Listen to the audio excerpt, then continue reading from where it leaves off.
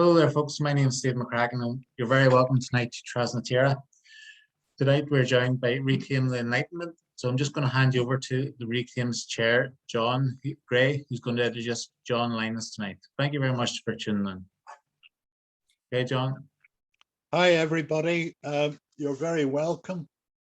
It's a welcome event because I realize that Reclaim the Enlightenment has devoted all sorts of attention to progressive thinking, to anti-slavery, to the radicals of the late 18th century, and perspectives even into the present. But the one thing we haven't done is addressed science.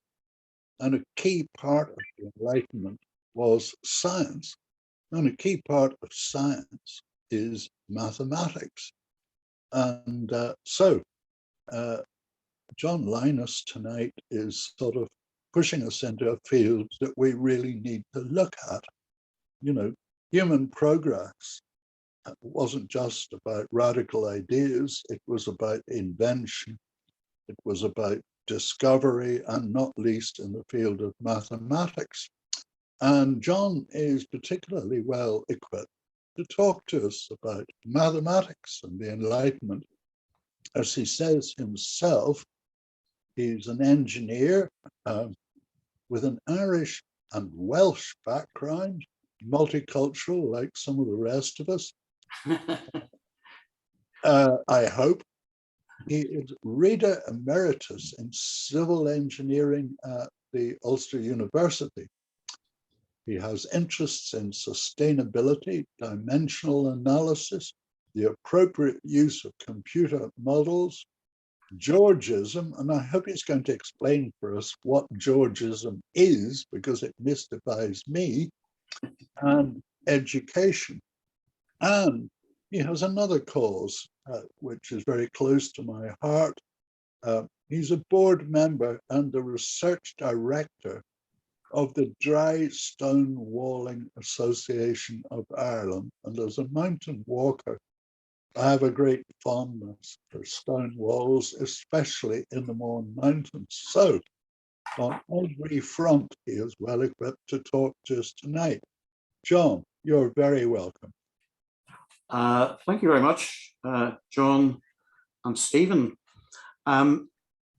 This talk is not really about the details and operations and symbolism in mathematics. It's more to do with the propagation of ideas, and the propagation of ideas relevant really to Ireland and Irish science, and in particular mathematics, which is known as the Queen of Sciences. My cover picture, starting picture, there is one of my heroes, Enrico Fermi. He was a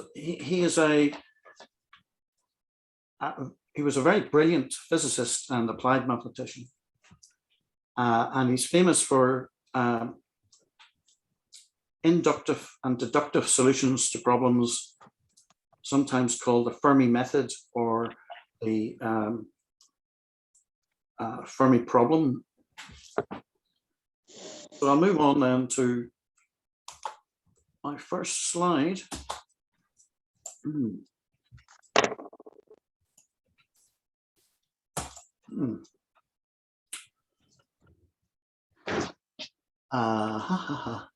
Why is it not moving?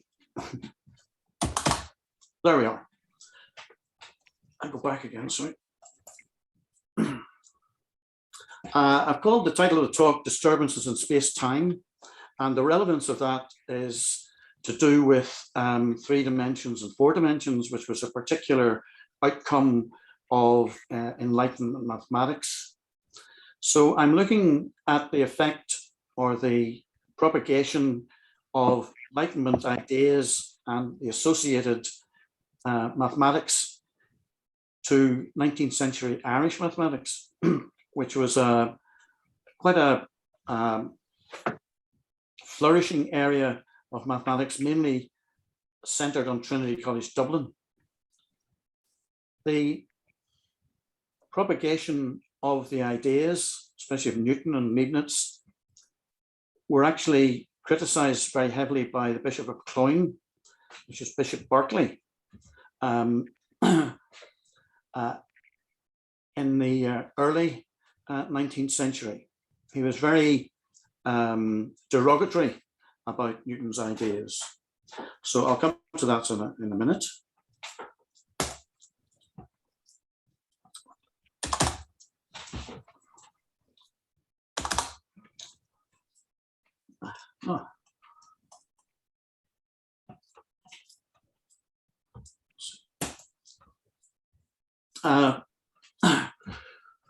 One of the principal 19th century mathematicians was Hamilton, Rowan Hamilton, and he adapted some of Newton's ideas.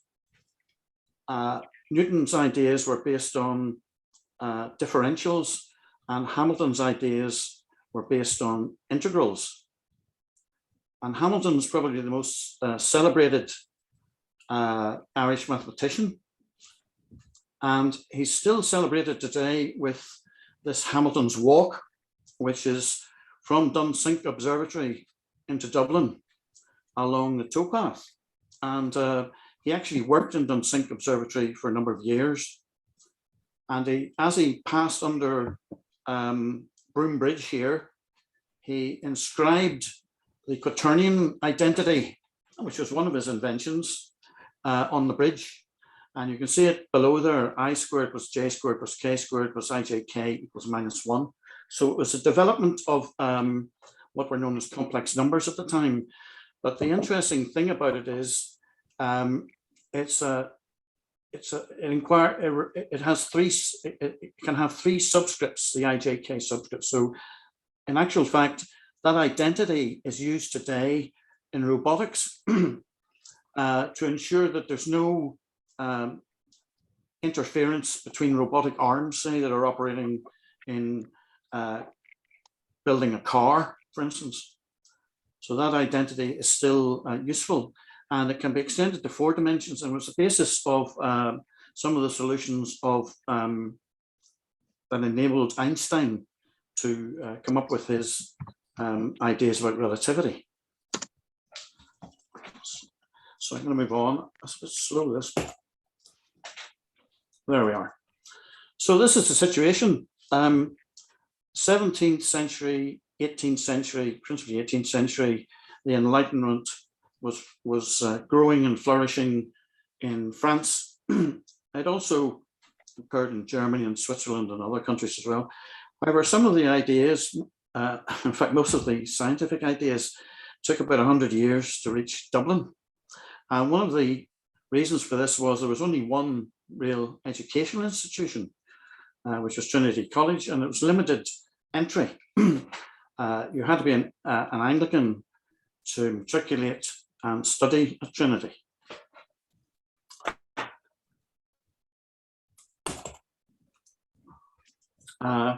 So what is pure mathematics? Without going into detail, it differs from applied mathematics and business mathematics, financial mathematics, because it's a study of mathematical concepts independently of any application. So you couldn't get much more abstract than that. So without thinking of any possible application, and some of the applications occurred 100, 200 years after the mathematical concept was thought of, that was pure mathematics of its day, and a lot of the techniques were to do with geometry. So I've put a student joke here underneath, which is the question is, using the geometry of a triangle shown on the right, find x, show your method clearly. And rather than use Pythagoras, the student has given an equally appropriate answer. Now, I thought I'd give some timelines for context, because we call this period that we're interested in the Enlightenment, and it had a profound effect on Western thinking. But other things were happening as well. For instance, the scientific revolution had started a little bit before the Enlightenment. And it's usually thought to have started with Bacon, observational science. And then you have Leibniz, Newton, who invented the calculus and applied it to mechanics. Then later on, you had people like Euler, who invented new forms of pure mathematics as well, like graph theory and transcendental numbers. Also in the 17th century, we have the agrarian revolution occurring all over Europe. And then in the 18th century, we have the industrial revolutions centered on England, really. And we're starting now to deal with the effects of that, the industrial revolution, and hopefully some of the mathematical techniques developed in France and Germany and Switzerland and so on, and later in Ireland, will help us work out some sorts of solutions to the after effects of the Industrial Revolution. Some more context. We say the Enlightenment would be, say, from 1680 to 1800. That's based on the publication of Principia Mathematica by Newton in 1687. So it's about 120 years there. And then the ideas progress and propagate. We have the French Revolution in 1789, the American independence 1783, and then in between that and the Berlin University formation, which is very important foundation influenced by the Enlightenment, and in between we have 1798. And then we have the Congress of Vienna, 1814, and then the 1848 revolutions, where nationalism becomes a significant political movement. Pre-Enlightenment mathematics, there was practical mathematics for people like army engineers and for people like ship's captains and navigators and people concerned with land taxation and so on. But it was quite simple, really, and a lot of it was based on arithmetic and geometry. Problems obviously emerged when you're dealing with large-scale cartography, where you realize that you're dealing with not a plane surface, but you're dealing with a spherical surface.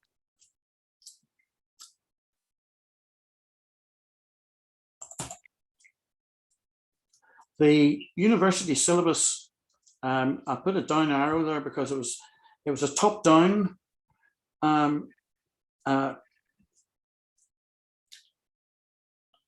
top-down teaching, and it also top-down that there's quite a difference between those experiencing this classical university education, some of which involve mathematics, and those who were actually using mathematics. So the classical trivium was rhetoric, grammar, and logic. The quadrivium included some maths based on Euclid and applications perhaps in astronomy. In Newton's time and later, optics was quite an important subject, which was a geometrical techniques used in astronomy. And there were standard methods of proof. There was one called the axiomatic method. There was a graphical geometric method. There was reductio ad absurdum. And the last one, which sounds very tiring, proof by exhaustion.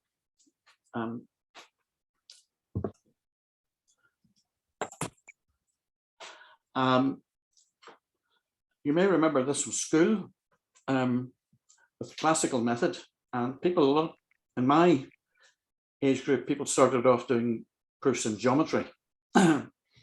And you started off with required to prove, and then you had your different stages and the different ways you could prove geometric identities.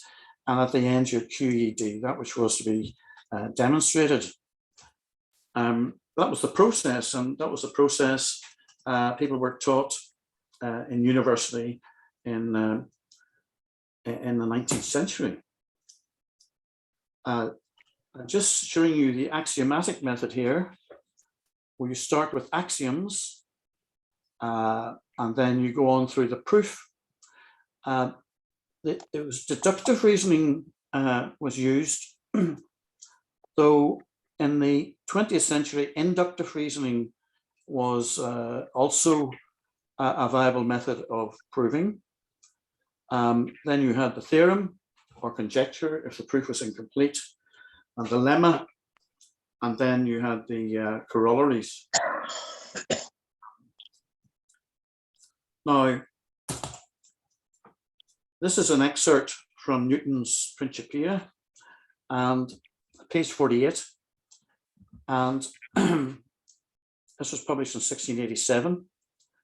And if you look at the figures, they will look familiar to people, perhaps of my vintage, who were brought up on geometric proofs for 2 or 3 years in mathematics.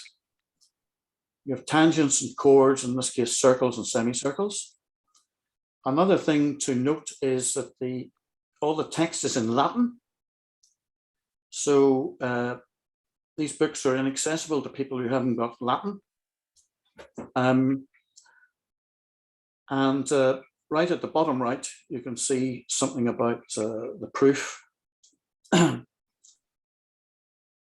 This was a phenomenally successful book, and there were translations made all over the Francophone world and German-speaking world. And these were contemporary, the translations were contemporary with the development of the Enlightenment in France, and was a profound influence on French mathematicians. Some mathematicians of the Enlightenment period, these are ones whose work is still used today, and some of the names may be familiar to you: Legendre, Laplace, D'Alembert.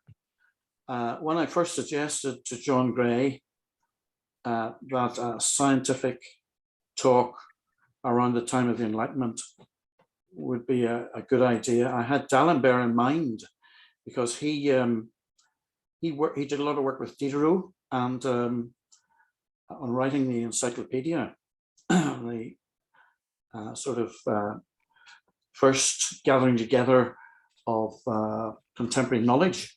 I would say D'Alembert was probably paid by Diderot, and they met at a salon. The salons were generally hosted by society ladies who were seemed to be incredibly clever and witty, and they seem to have a knack for engaging people in conversation and drawing out from them very profound and interesting statements and opinions. Beside some of the figures, I've got a star, and the star is those who with a connection to D'Alembert. So the people with a star, who are mainly French, but also includes Euler, who was Swiss, and Voltaire. They were connected with D'Alembert as collaborators or who had an interest in maths and the new calculus and the new mechanics. D'Alembert's main claim to fame is D'Alembert's principle, which is useful for dealing with moving machinery and moving objects and so on. So I'll run through the rest. The N, by the way, stands for those who've worked with Newton or corresponded with Newton. The capital N with Leibniz was Leibniz and Newton had a sort of friendly or dispute. They both more or less proved the same things, but Newton published first, and the notations were different that they used to prove the same points. But Leibniz notation is the one that's used today. It's the modern notation. Newton's dot notation and so on aren't really used very much. Below Voltaire, or at Voltaire, I've got a PN. He was a translator of Newton's work, and he published a translation of Newton's work, of the Principia. So there's, looking at them there, Leibniz is German, Euler is Swiss, all the rest are French, and all the rest are contemporary with the Enlightenment, and took up one or more of the Enlightenment ideas and principles at the time.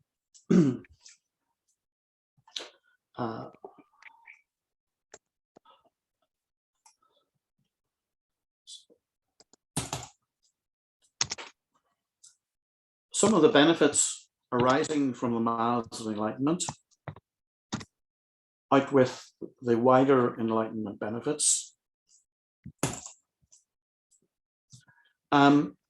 The correspondence and transmission of books and translations and so on, and the new ideas that Leibniz and Newton had about the method of calculus and about mechanics were very useful and very popular and very well put. And it led to the establishment of scientific and maths institutions in different European countries. And people were elected to these institutions, and they made presentations. And so even if you weren't associated with a university, you could present your work, your paper, at one of these institutions. There was a successful development of calculus. So the differential calculus later was supplemented with integral calculus. And calculus is a method that's used daily as a tool in mechanical engineering, civil engineering, structural engineering, and so on, fluid mechanics. It's a very, very useful method of phrasing problems and solving problems in mechanics. The other thing I mentioned, Leibniz notation outpacing Newton's rotation. So the use of standard maths notation allowed the propagation of ideas too. Actually, even if you didn't have a translation of these books, you could read the maths in the more or less standard notations and standard ways of expressing variables and so on. Another important benefit of this was the inclusion of the fourth dimension, time. Previously, time had not figured in mathematics or mechanics. You had the three dimensions, X, Y, Z, that were defined, say, from the Renaissance times, or in classical figures and classical solids. So you have now time, and time can vary. So the distance can vary in the three dimensions, or location can vary, defined in three dimensions, and time as well. So that was a very important development. The three dimensions really reached their peak with things like perspectives and 3D graphics and so on. Another benefit is Newtonian mechanics, and the principles of Newtonian mechanics. You may remember there are three laws that Newton has about force, momentum, and energy, and so on. And these are universal and form the basis of today's mechanics. Newton's mechanics can be expressed in variables, expressed in differential form, or expressed later on by Hamilton, the Irish mathematician, in integral form. The other thing in mathematics was the idea of pattern discovery, which led to the unification of maths, because before there were random assembly of results which were unassociated. So there might be a result in geometry, there might be a result in weights and measures or something, and they weren't really tied in together. So this idea of pattern discovery allowed that, and that's still the basis of pure mathematics. If you talk to pure mathematicians today, they would describe their research or their work as pattern discovery, looking for patterns. So it fostered a community by correspondence and by journals. So it internationalized, if you like, mathematics and the language of mathematics. And subsequently, it allowed the development of the new sciences. So these are the ologies. So you have perhaps the importance of statistics in sociology. You have the importance of calculus in engineering, and so on and so forth. Now,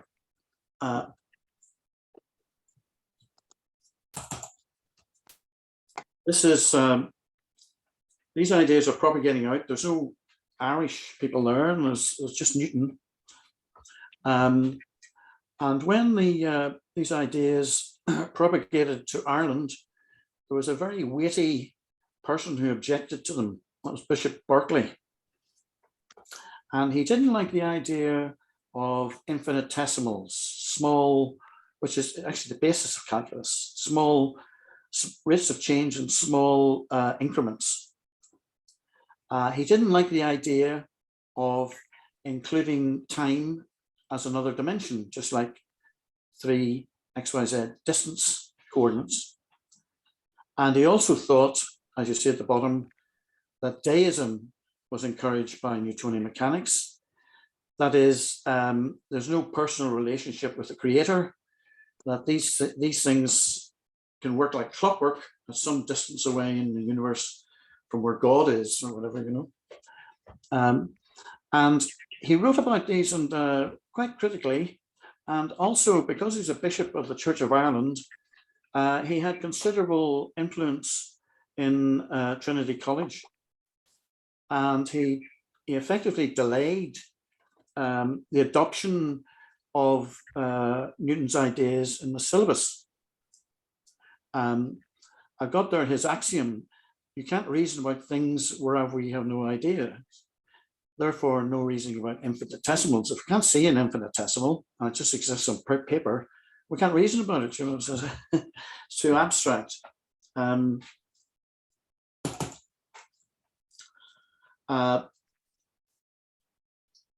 These are some further extracts. For instance, he said, he who can digest a second or third fluxion, which is a differential. So first differential is a rate of change. A second is a rate of change, and the third is a rate of change. Need not, methinks, be squeamish about any point in divinity. So he really was very derisory about Newton.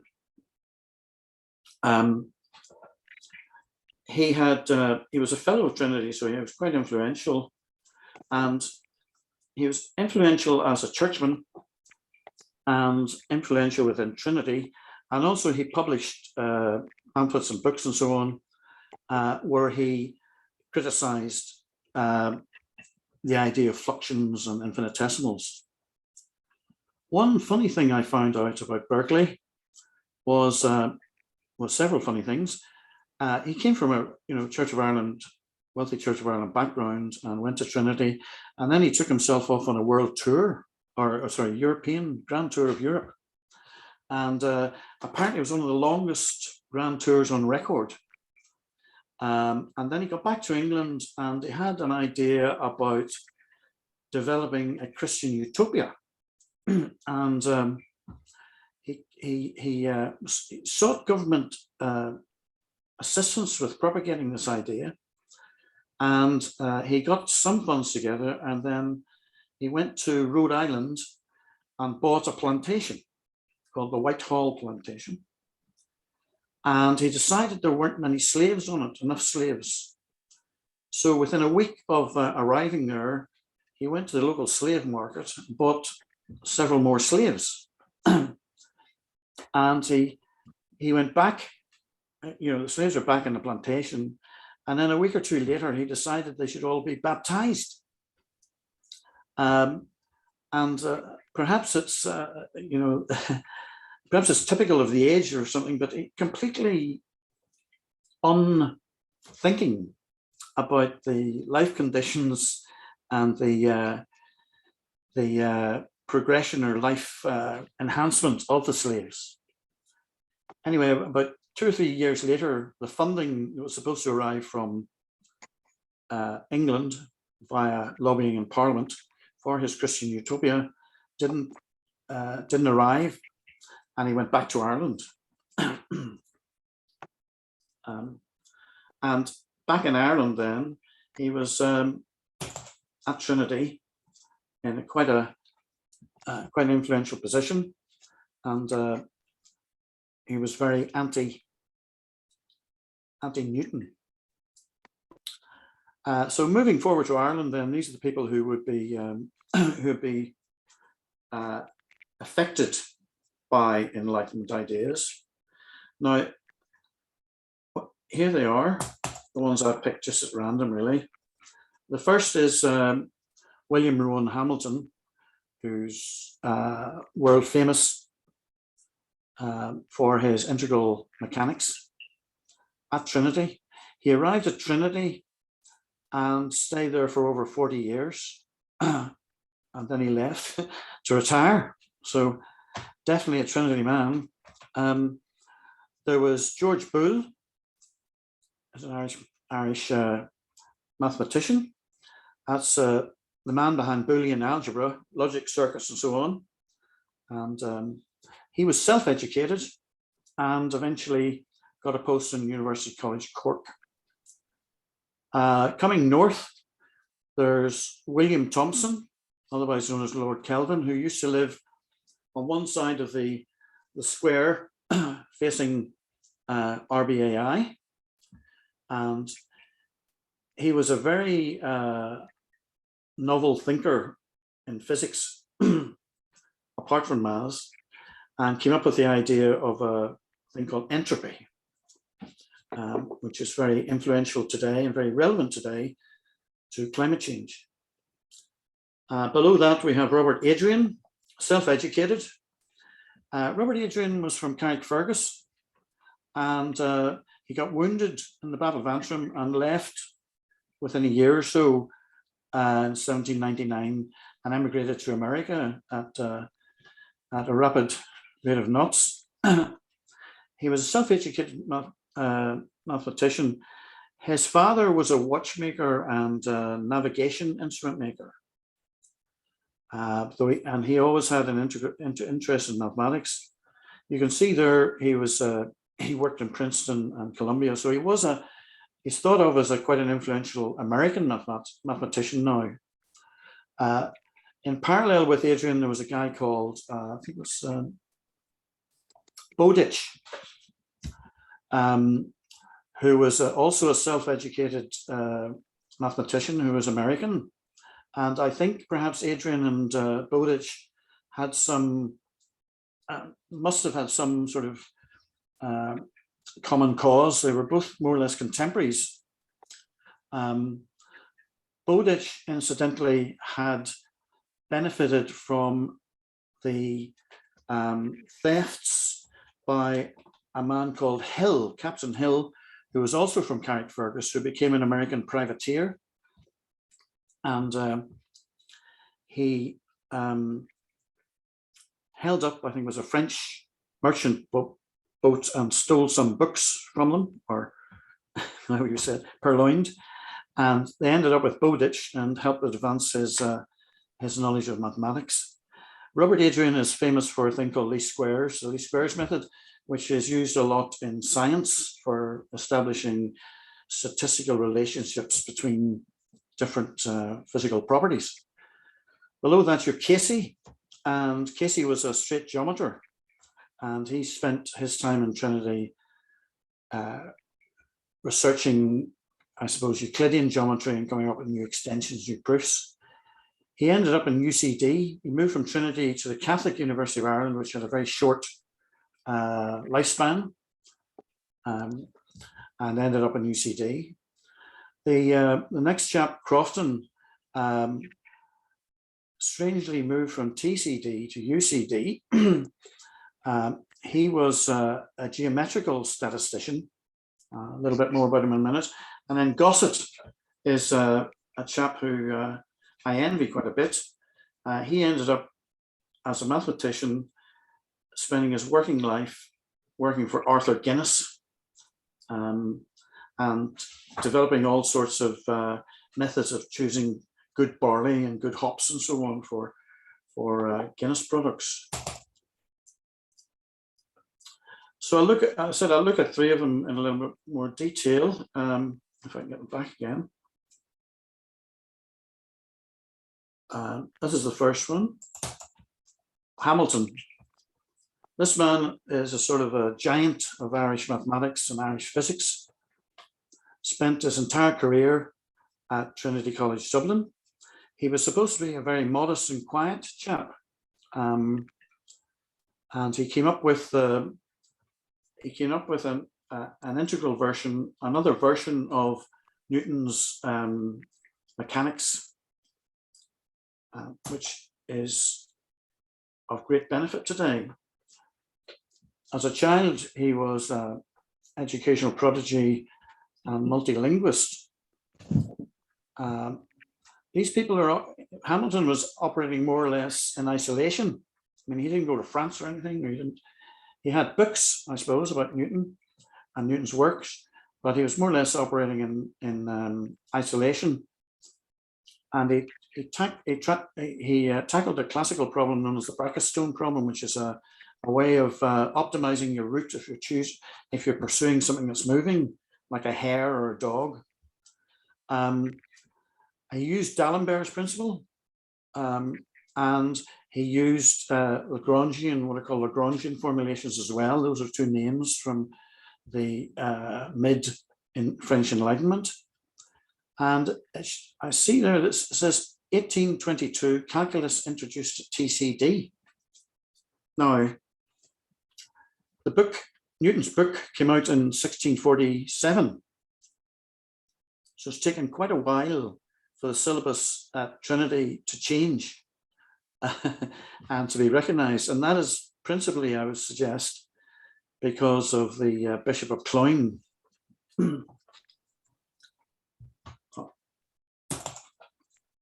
This is another mathematician.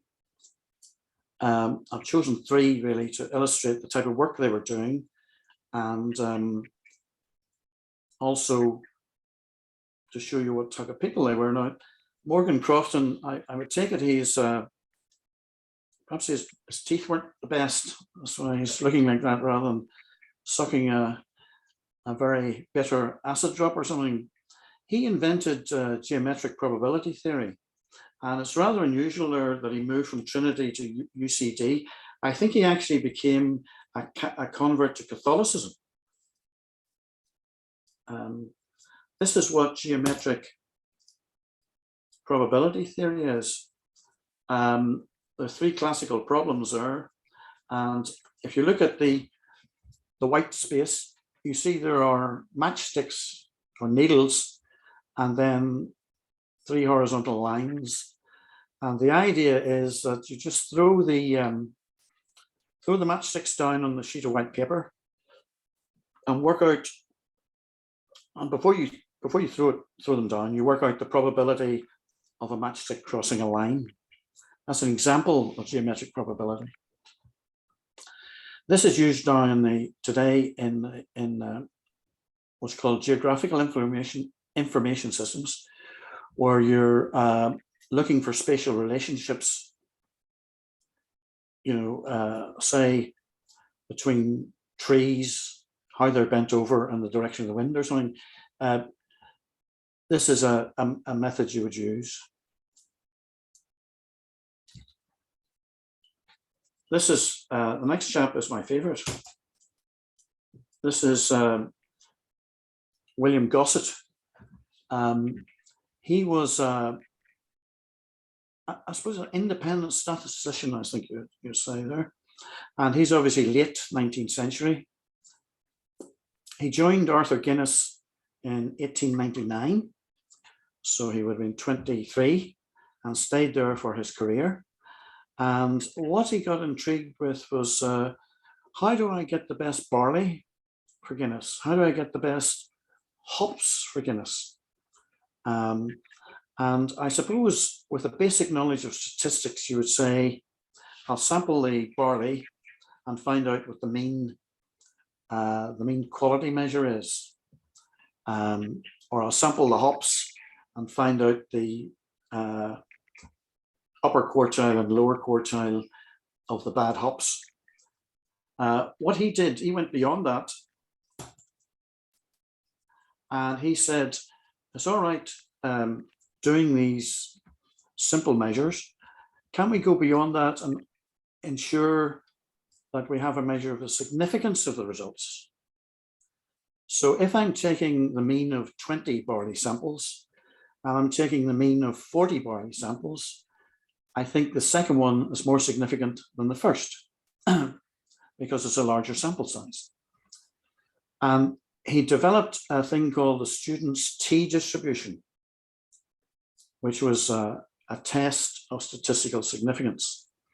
And to this day, it affects experimental design in, I suppose, natural science subjects and medicine.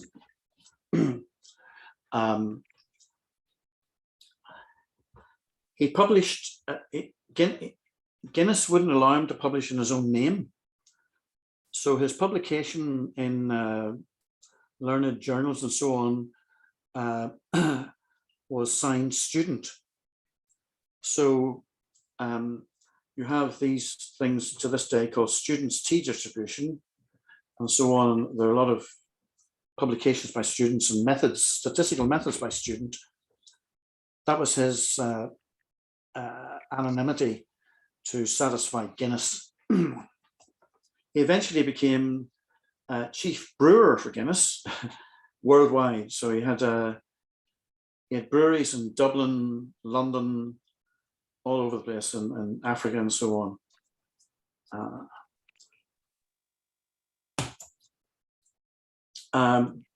Now, looking at those three chaps on the other list of longer list of Irish mathematicians, we look, say, as a sample, Hamilton with mechanics, 40 years, working by himself. Morgan Crofton changed denomination and invented a new subject, really. And Gossett, who worked in statistics, and at that time, he was a very early worker in statistics.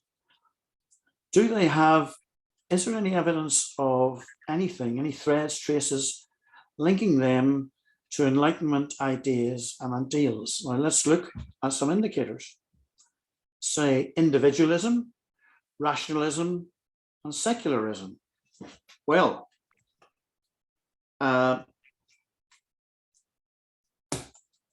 most of them are educated at Trinity. There's no other universities in Ireland. So secularism just isn't in it. You know, publicly they didn't declare to be secularists. Reason, perhaps, in mathematics, and possibly some influence about new methods of reasoning. Individualism, they're all in pretty secure employment and pretty good place at Trinity or somewhere else. So what I've said here is that all three are privileged, conventional Anglo-Irish gentlemen. They didn't rock the boat at all. And perhaps they used reason and perhaps some new ideas about reasoning, but certainly they weren't individualists and they weren't secularists. In their defense, their privileged lifestyles are a necessary condition to do pure mathematics. Pure mathematics, you don't get returns quickly in it. And the output at best is going to be a book of limited circulation. Even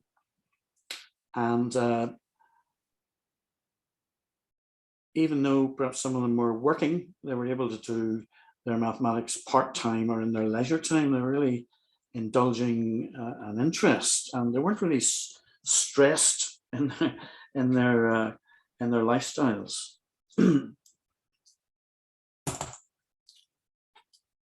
Now, this is my opinion here about the general durable and influential traces which still foster Irish pure maths today.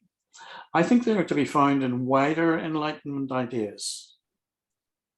For instance, the bottom-up activity of trade schools, Mechanics Institute, and the availability of libraries, development of libraries,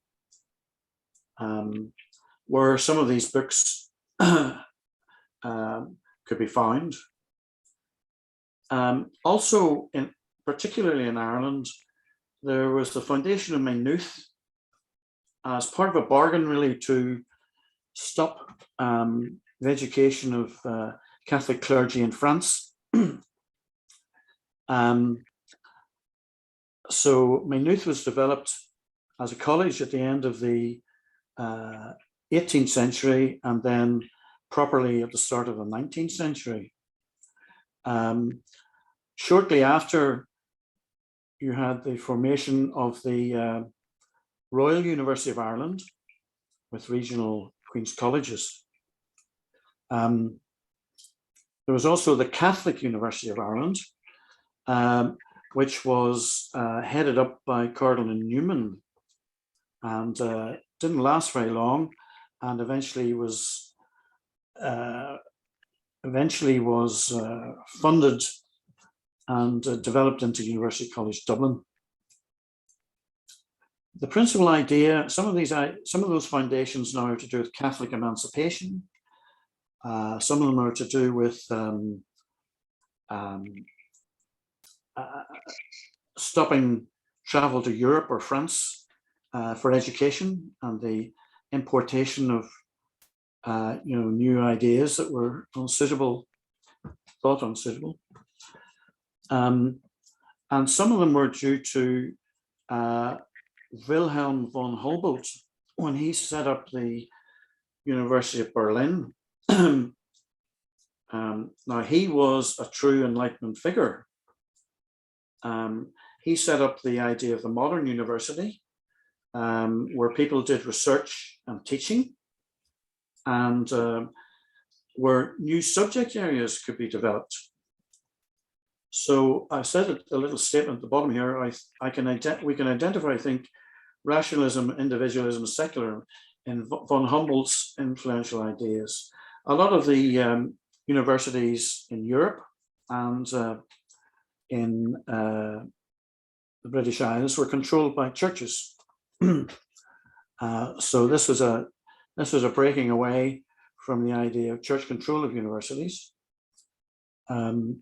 And the introduction of a formal job description, people working there doing research and teaching, and then careers based on that sort of structure.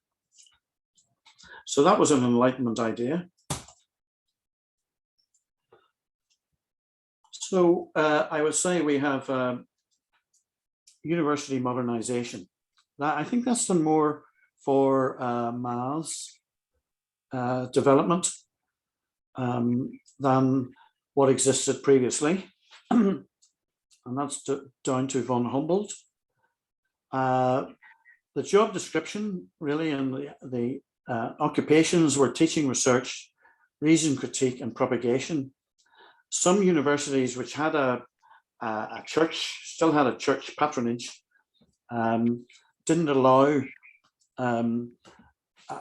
universal research, reason, critique, and propagation. Also, we have the scientific method, observation, Baconian theory, hypothesis testing. Now those three things don't just apply to physics, they apply to statistics, natural sciences, business, finance, and so on. We have also, from the Enlightenment, we have the subject communities, as I described earlier on, the academies, institutions, journals, some international nationalization and exchanges.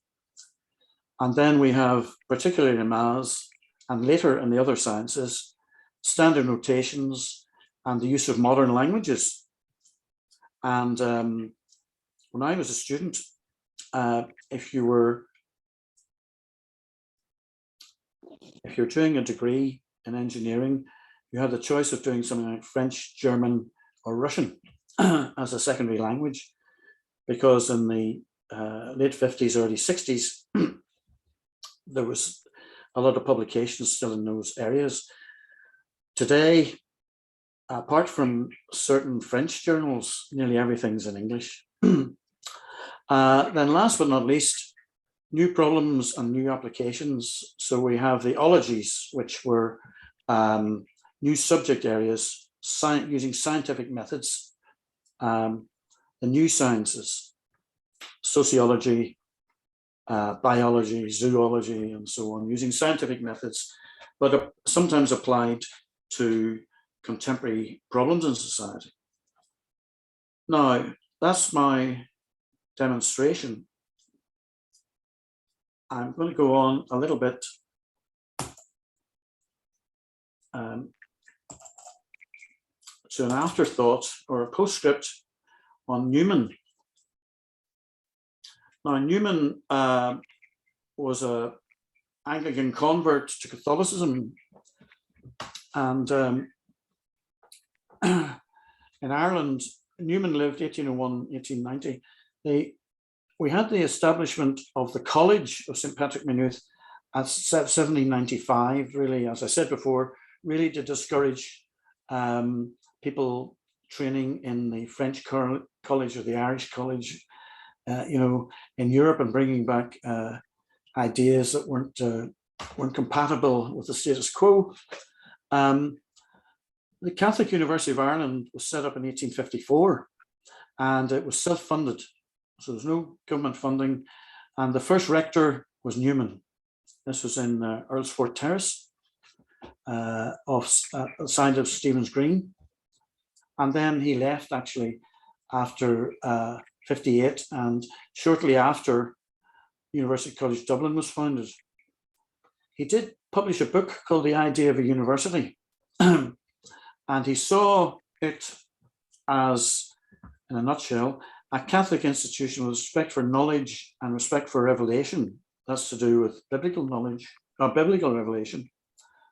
But he also put in a qualifier: research and publication to be free of censorship.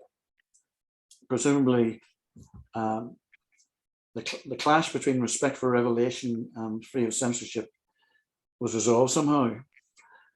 University College Dublin was fully funded in 1882. I'll leave you with this cartoon from the 19th century. This is cartoon is a representation of Peel and Wellington. Peel had worked in Ireland, and Wellington was from Ireland, but was a prime minister, suppressing the constitution to promote Catholic relief, 1829.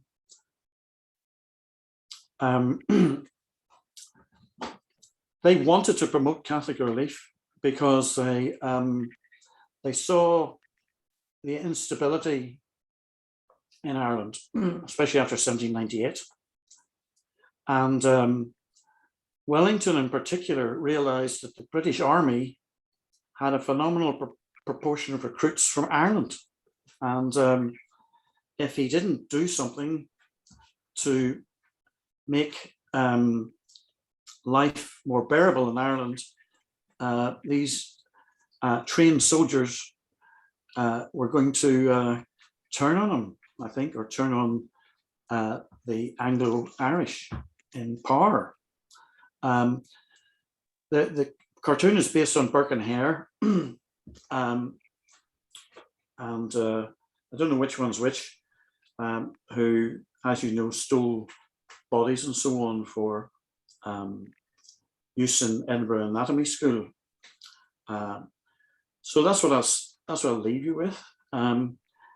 That's a bit more context in 1829. Right. That's it. Great. Thank you very much, John. That was fascinating. If anybody has any questions for John, you can unmute yourselves there and ask away.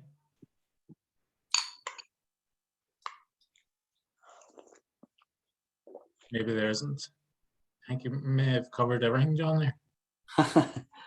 Stunned silence. Silence. Yeah. So maybe we just close there. Okay. Thank you very much for coming on tonight, John. It was fascinating to hear, and plenty of good slides there to play back and as a reference for anybody who's looking up the Enlightenment and mathematics and how it affected Ireland in the 18th and 19th century. Yeah, if anybody wants a copy, they're free to get. Just contact me and I'll send them a copy of the PowerPoints. Dead on. Thank you very much. So I'll just thank you. So a lot of people saying thank you there, John. So Okay. I'll just stop the recording there and close it up again. Apologize for the wee bit of tech issues at the start there, and thank you again from everybody at Reclaim the Enlightenment and Tresnaterra. Thank you now. Cheers, John. Thanks.